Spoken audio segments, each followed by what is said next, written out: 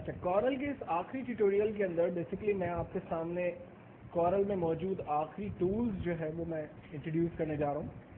जो टूल हमारे सामने इस वक्त मौजूद है वो है आई ड्रॉपर टूल। इस टूल को बेसिकली हम लोगों ने पेंट ब्रश पे भी डिस्कस किया था। पेंट ब्रश में आई ड्रॉपर टूल का नाम बेसिकली पिक कलर है। ये ऑब्जेक्ट में से कलर चूज़ करने में हमारी मदद करता है।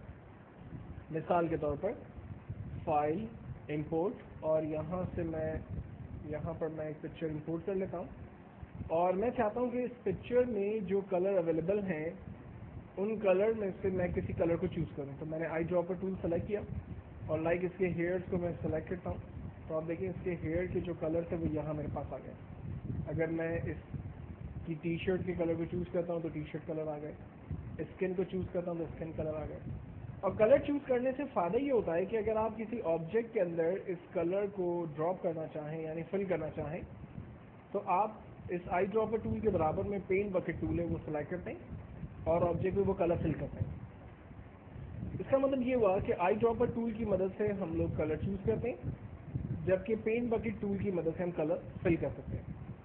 अच्छा, आई ड्रॉपर टूल को जब आप सेलेक्ट करें तो ये ख्याल रखें कि यहाँ पर इसकी प्रॉपर्टी सैम्पल कलर होनी चाहिए। अगर आप ऑब्जेक्ट एट्रीब्यूट्स पर क्लिक करेंगे और फिर आप किसी भी कलर पर क्लिक करेंगे तो आप देखें कोई फ़र्क नहीं आ रहा। ये मैं क्लिक कर रहा हूँ लेकिन कोई फ़र्क नहीं आ रहा। उसकी वजह क्या है कि मेरे पास प्रॉपर्टी जो है वो ऑब्जेक्ट एट्रीब्यूट्स है। तो हमें प्रॉपर्टी को सैम्पल कलर चूज़ करना है और फिर यहाँ से अवेलेबल कलर में से कोई भी कलर आप चूज़ करें और पेंट बकेट की मदद से आप वो कलर ऑब्जेक्ट के अंदर फिल करें। यही इन दोनों टूल्स के मेजर फंक्शंस हैं। देन उसके बाद हमने आउटलाइन टूल को पहले भी डिस्कस किया था। अब आउटलाइन टूल के अंदर मैं एक दो नई चीज़ें आपके सामने इंट्रोड्यूस कर रहा हूँ। फॉर एग्जांपल मैंने ऑब्जेक्ट की आउटलाइन को बड़ा कर दिया और अब मैं इसके कॉर्नर पे चला जाता हूँ। आप देखें इस आउटलाइन में ऑब्जेक्ट के जो कॉर्नर्स हैं वो बिल्कुल शार्प स्ट्रेट हैं।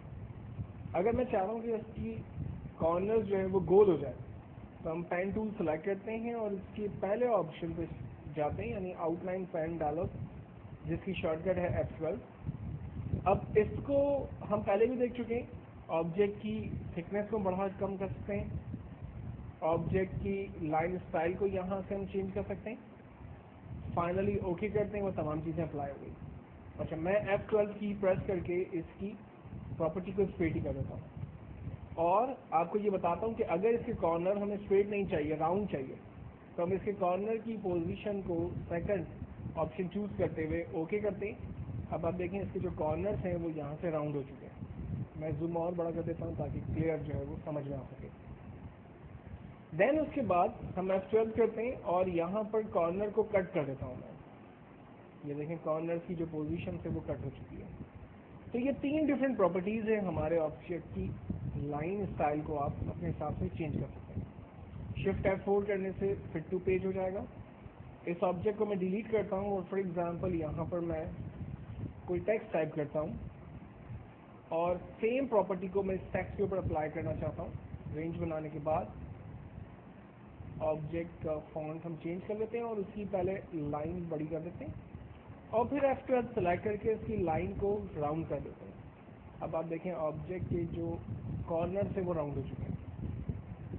F12 करते हैं, इसके कॉर्नर्स को कट कर देते हैं। ये देखें सारे कॉर्नर जो है वो कट शेप में आ रहे हैं, जबकि नॉर्मल जो इसका शेप है वो हमेशा स्ट्रेट शार्प रहता है। तो ये प्रॉपर्टीज़ आप अपने टेक्स्ट के ऊपर और ऑब्जेक्ट के ऊपर दोनों पर आप इस्तेमाल कर सकते हैं। देन नेक्स्ट टूल है हमारे पास फिल टूल। अगर ऑब्जेक्ट के अंदर मैं एक सिंपल ऑब्जेक्ट ड्रॉ कर रहा हूँ और उसके अंदर कोई भी कलर फिल करना है तो ये मैंने पहले ट्यूटोरियल में आपको बता दिया था कि आप अवेलेबल कलर में से किसी भी कलर पर क्लिक करते हैं वो कलर आपके ऑब्जेक्ट में फिल हो जाता है। अगर इन कलर्स के अलावा आप नए कलर्स चाहते हैं तो आप फिल डायलॉग कलर में चले जाते हैं और यहाँ पर कलर की जो पूरी रेंज दी हुई है, सियान कलर, आप RGB कलर, किसी भी जाकर अपनी मर्ज़ी का कोई नया कलर आप सेलेक्ट कर सकते हैं या ड्रॉ करके आप फिल कर सकते हैं। कलर के अलावा मतलब सिंगल कलर के अलावा इसमें अगर मल्टी कलर फिल करने हैं तो हमारे पास फॉर्चून फिल डायलॉग बॉक्स है, जिसमें हमारे पास पहली जो टाइप है वो लिनर है। एक सिंपल स्टाइल हमारे पास आ रहा है ब्लैक एंड वाइट। हम बगैर कुछ किए इसको सिंपल ओके करते हैं, वो कलर ऑब्जेक्ट के अंदर फिल हो गया। आप देख सकते हैं इस वक्त वाइट कलर जो है वो राइट साइड पर है और लेफ्ट कलर जो है वो लेफ्ट पर जो है वो ब्लैक कलर है। मैं चाह रहा हूँ उसकी प्रॉपर्टीज़ को मैं चेंज कर दूँ, वाइट जो है वो अपोजिट डायरेक्शन में आ जाए। तो आपको करना ये है कि क्लिक करके रखें वाइट कलर पे और इसको घुमा दें अपोजिट डायरेक्शन में, देन ओके करें। अब देखें वाइट जो है वो इस तरफ आ गया और लेफ्ट जो है वो अपोजिट की तरफ चला गया। इस तरह से आप कलर की डायरेक्शन को क्लिक करते हुए जिस भी तरफ रखना चाहें वो आप रख सकते हैं। ओके करेंगे वो कलर आपके ऑब्जेक्ट में फिल हो जाएगा। अच्छा, कलर स्टाइल में टाइप में लिनर, दूसरा है रीडाई। आप देखें इसमें सेंटर में पॉइंट एक आ रहा है और आउटर पे जो है वो ब्लैक कलर फिल होगा। अगर आप सेंटर पॉइंट को मूव करना चाह रहे हैं किसी और तरफ तो आप क्लिक करते हुए उसे दूसरी तरफ ले जाएं, फाइनली ओके करें, वो कलर आपके ऑब्जेक्ट पे इस तरह से आपको नजर आएगा। देन इसमें कॉइल स्टाइल आपके पास अवेलेबल है, लाइक टॉर्च लाइट की तरह आपके पास रोशनी आ रही है। और फोर्थ जो स्टाइल है वो स्क्वायर है, डायमंड शेप की तरह, लाइक स्पॉट लाइट या गाड़ी की लाइट हेडलाइट की तरह जो है वो रोशनी आपके पास यहाँ पर स्पार्क कर रही है। तो ये 4 डिफरेंट प्रॉपर्टीज हैं। अच्छा, अब इन चारों के अंदर जो एक कॉमन चीज़ है वो है मिड पॉइंट। मिड पॉइंट कहते हैं इसके सेंटर में जो वाइट कलर जहाँ से इन ग्लो हो रहा है, कितना आपने बढ़ाना है, कितना आपने कम करना है। देखें आउटपुट आपको सामने स्क्रीन पर नजर आ रही है।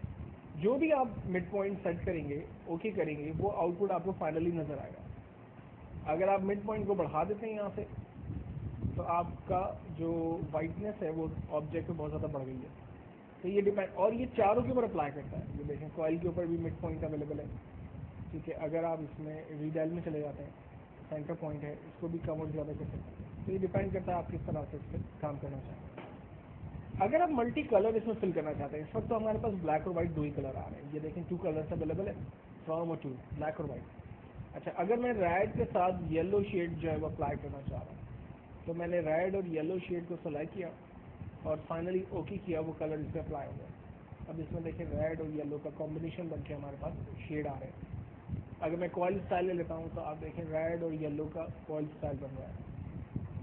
तो कलर्स आप जो चाहें सेलेक्ट करें और स्टाइल आप जो चाहें यहाँ से सेलेक्ट करें, ओके करेंगे, वो ऑप्शन यहाँ पर आपके पास ऑब्जेक्ट पर अप्लाई होंगे। देन उसके बाद अगर 2 से ज़्यादा कलर्स चाहिए तो क्या करें, फिर हम कस्टम में चले जाते हैं और कस्टम में हमारे पास मल्टी कलर्स आते हैं। जैसे रेड और येलो है, मुझे मजीद कलर चाहिए, मैंने इस वाइट पर डबल क्लिक किया, इस येलो की एरो को उठाकर कॉर्नर पे कर दिया, रेड मुझे इतना ही चाहिए, और सेकंड को सेलेक्ट करके दोबारा कोई नया कलर फिल करता है, रेड, येलो, पिंक। पिंक के बाद फॉर एग्जांपल मुझे ब्लू कलर चाहिए था, मैं ब्लू कलर ले लिया। तो मैं अपनी मर्ज़ी के कलर जो है वो यहाँ पर बेसिकली क्रिएट कर रहा हूँ। जो मुझे कलर स्कीम ड्रॉ करनी है वो कलर स्कीम मैं अपनी मर्ज़ी की बना रहा हूँ, और फाइनल कर लेने के बाद जब हम ओके करेंगे तो वो कलर्स हमारे ऑब्जेक्ट में रेनबो शेड की तरह अप्लाई हो जाएंगे। अगर आप इसकी प्रॉपर्टी को यहाँ से चेंज करेंगे तो आपके पास आउटपुट जो है वो प्रॉपर्टी में चेंज हुआ नजर आएगा। देन हमारे पास एक प्रॉपर्टी है, एक ऑप्शन है पैटर्न फिल डायलॉग। पैटर्न के अंदर हमारे पास कुछ बने बनाए पैटर्न अवेलेबल है। इनमें से जो भी पैटर्न आप चाहें वो सेलेक्ट करें, ओके करें, वो पैटर्न आपके ऑब्जेक्ट में अप्लाई हो जाएगा। पैटर्न के कलर अगर आप अपनी मर्जी से चेंज करना चाह रहे हैं तो यहाँ पर दिए हुए कलर्स में आप चल जाएँ। ये आपके ऑब्जेक्ट का कलर और ये इसके बैकग्राउंड का कलर आ रहा है। जो भी कलर आप अप्लाई करना चाहें वो आपके पास कलर उस सूरत में बन जाएंगे। यहाँ पर पैटर्न 2 कलर है। अगर आप फिल कलर लेते हैं तो इसमें मल्टीपल कलर्स के ऑब्जेक्ट्स बने बनाए अवेलेबल है। आप जो ऑब्जेक्ट चाहें चूज करें, उस तरह से आपको पैटर्न जो है वो ड्रॉ हुआ नजर आएगा। इसमें एक्चुअल में सिर्फ कलर स्कीम जो है वो ज़्यादा है। देन नेक्स्ट जो टूल है, प्रॉपर्टी हमारे पास, वो बिटमैप है। बिटमैप के अंदर भी बेसिकली कलर्स स्कीम अवेलेबल है। जो चाहें आप सेलेक्ट करें, ओके करें, वो कलर स्कीम में ऑब्जेक्ट जो है वो ड्रॉ हो जाएगा। देन उसके बाद एक टूल है texture fill dialog box. Texture fill dialog box के अंदर बने बनाए पैटर्न टेक्सचर जो है वो मौजूद है। आप सेलेक्ट करें और ओके करें, वो टेक्सचर आपके ऑब्जेक्ट में फिल हो जाएंगे। अगर आप इन कलर में ये जो भी ऑब्जेक्ट आप चूज करते हैं, मिसाल के तौर पर आपको इसमें चेंजिंग करनी है कलर में, जैसे क्लाउड मेलोडी है, इसमें वाइट का शेड आ रहा है, मैं चाह रहा हूँ वाइट के शेड की जगह इसमें येलो का शेड आ जाए, तो हम येलो ऑब्जेक्ट कलर चूज करते हैं, क्लाउड्स को प्रीव्यू करते हैं, देखें कलर कॉम्बिनेशन इसमें हमने अपनी मर्जी की बनाई, फाइनली ओके किया, वो कलर जो है वो हमने चेंज कर दिया। यानी आपके पास बहुत सारे टेक्सचर्स ऐसे अवेलेबल है कि जिनमें आप अपनी कलर स्कीम जो है वो ड्रॉ कर सकते हैं, और आप फाइनली जब प्रीव्यू देखेंगे तो आपको ठीक लग रहा है, ओके करेंगे, वो कलर्स आपके पास अप्लाई हो जाएंगे। तो आप इनको पैटर्न्स को, अपनी टेक्सचर को अपनी मर्जी से आप चेक करके देखेंगे। देन लास्ट जो टूल है हमारे पास, वो हमारे पास इंटरैक्टिव फिल टूल है, जिसको मैं पहले ही बता चुका हूँ। ये कलर के हवाले से सारे ऑप्शंस यहाँ पर अवेलेबल है। जो कलर चाहें आप ले लें, जो पैटर्न आप चाहें यहाँ पे ड्रॉ करें, वो स्टाइल और वो सारी चीज़ें आपके पास यहाँ पर अप्लाई हो जाएंगी। जबकि इसके बाद जो एक बहुत अच्छा टूल है हमारे पास, वो है इंटरैक्टिव स्मैश फिल टूल। इसमें बेसिकली ऑब्जेक्ट के अंदर नोट्स आ जाते हैं, और नोट्स से हमें फ़ायदा ये होता है कि आप पर्टिकुलर किसी भी नोट को सिलेक्ट करके उसके अंदर कोई भी नए कलर फिल कर सकते हैं। अपनी मर्जी के नए कलर स्कीम्स जो है वो यहाँ पर आप डाल सकते हैं। न्यू कलर स्कीम ऐड करने से आपको फ़ायदा ये होगा कि आपका ऑब्जेक्ट जिस भी तरह का आप ड्रॉ करना चाहें, या जो भी कलर स्कीम आप उसके लिए सेलेक्ट करना चाहें, वो कलर स्कीम आपके ऑब्जेक्ट पर अप्लाई होगी। देखेंगे, मैं जस्ट आपको क्लियर करके बता देता हूँ। मैं पहले नोट सेलेक्ट कर रहा हूँ, और फिर जो भी कलर वहाँ मुझे फिल करना है उसको मैं सेलेक्ट कर रहा हूँ, तो वो कलर उस पर्टिकुलर एरिया के अंदर जाके फिल हो रहा है, और एक नई कॉम्बिनेशन कलर की जो है वो यहाँ पर क्रिएट होगी। फाइनल हो जाने के बाद जब आप एरो के बटन पर क्लिक करते हैं, तो ये देखें आपके पास एक ऐसा ऑब्जेक्ट जिसमें मल्टी कलर मैश आपने खुद बनाया है। अच्छा, इनके नोट्स को आप कम और ज़्यादा भी कर सकते हैं। जैसे इस वक्त मेरे पास एक रो एक कॉलम आ रहे हैं, अगर आप इसमें बढ़ाना चाहें तो यहाँ से आप इनकी क्वांटिटी को बढ़ा भी सकते हैं। बढ़ाने से आपको फ़ायदा ही होगा कि आप एक साथ ज़्यादा एरिया को सिलेक्ट करके उसमें ज़्यादा कलर्स या ज़्यादा चीज़ें जो है वो अप्लाई कर सकते हैं।